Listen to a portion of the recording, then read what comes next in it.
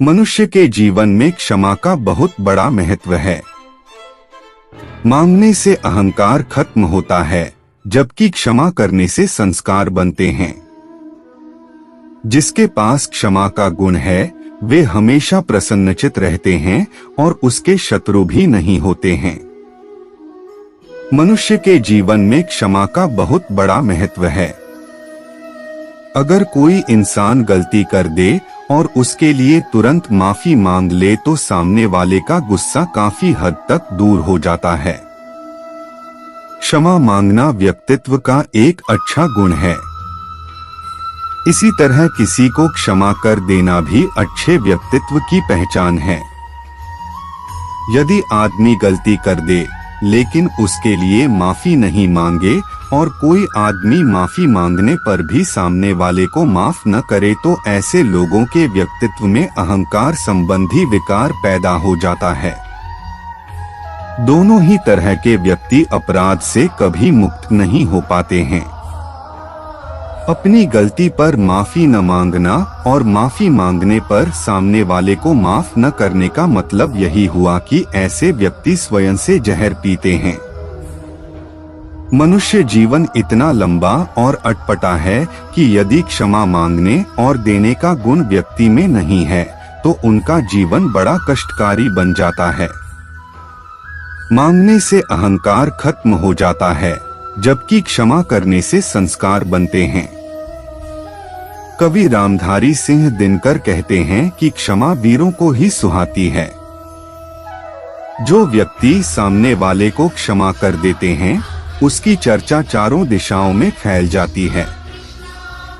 रहीमदास जी कहते हैं कि छोटे गलती भी कर दें तो बड़ों को उन्हें माफ कर देना चाहिए। क्षमा को शीलवान का शस्त्र, प्रेम का परिधान और नफरत का निदान कहा गया है। यदि सामने वाला किसी की गलती को माफ करता है तो उस व्यक्ति की सहायता करता है, साथ ही स्वयं की सहायता भी करता है। क्षमा करने के लिए व्यक्ति को अपने अहम को खत्म करना पड़ता है और एक सहनशील व्यक्ति ही इसे कर सकता है। महात्मा गांधी कहते हैं कि कमजोर व्यक्ति कभी क्षमा नहीं कर सकता, क्षमा करना शक्तिशाली व्यक्ति का गुण है। सभी धर्मों में क्षमा को श्रेष्ठ गुण बताया गया है।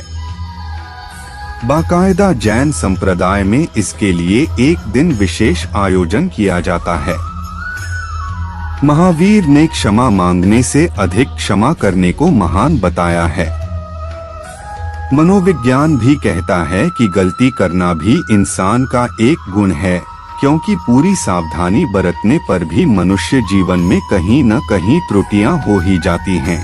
लेकिन अपनी गलती के लिए माफी मांगना और सामने वाले का उसे माफ कर देना इंसानियत का श्रेष्ठ गुण है।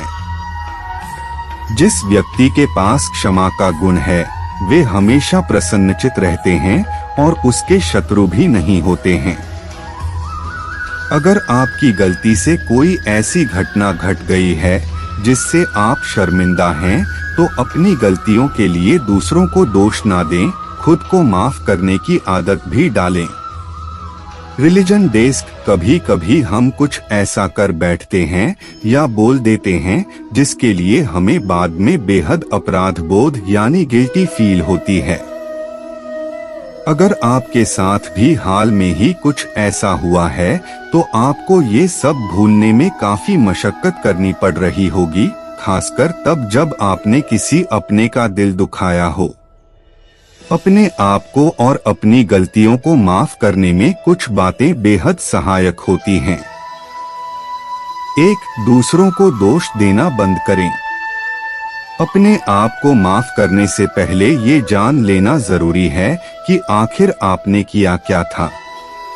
आपके साथ हुई घटना को विस्तार से लिख लें और अपने उन बातों को भी लिखें जिससे उस घटना के घटने में मदद मिली हो। किसी और व्यक्ति या परिस्थितियों को दोष देने से बचें और सिर्फ अपने आप पर ध्यान केंद्रित करें। हो सकता है ऐसे करते समय आप असहज महसूस करें, लेकिन ये प्रक्रिया आपको व्यवहारिक बनने में मदद करेगी। 2. माफी मांगने में संकोच न करें।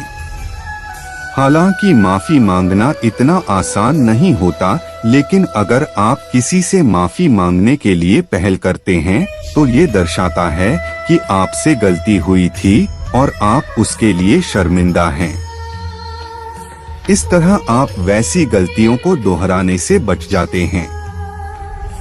3. नकारात्मक विचारों को उत्पन्न होते ही त्याग दें। कभी कभी माफ किए जाने पर भी हम अपने आप को माफ नहीं कर पाते। स्वयं को माफ करना एक बार में ही संभव नहीं है, यह धीरे धीरे समय के साथ परिपक्व होता है।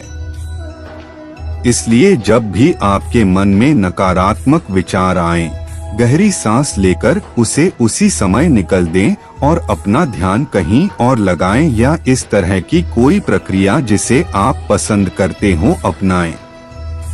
4. शर्म के मरे छिपाने की बजाय सामने आइए।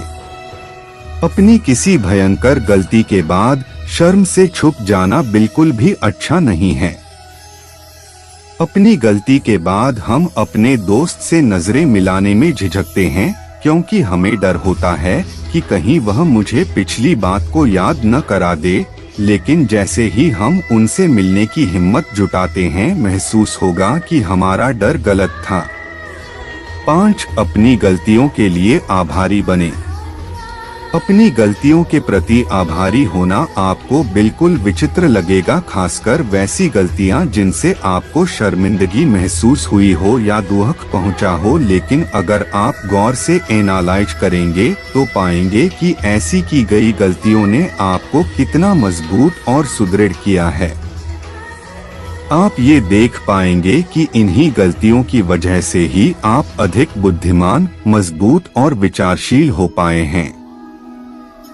दोस्तों, कैसी लगी ये कहानी हमें कमेंट करके जरूर बताएं। और भी बहुत सारी हिंदी नैतिक कहानियाँ, नैतिक शिक्षा की कहानियाँ, मोटिवेशनल कहानियाँ, अच्छी कहानियाँ और प्रेरणादायक कहानियाँ सुनने के लिए हमारे इस कृष्णा माइंडसेट चैनल को सब्सक्राइब करें और यहाँ विजिट करें। आपका इस कृष्णा माइंडसेट चैनल पर आने के लिए बहुत बहुत धन्यवाद।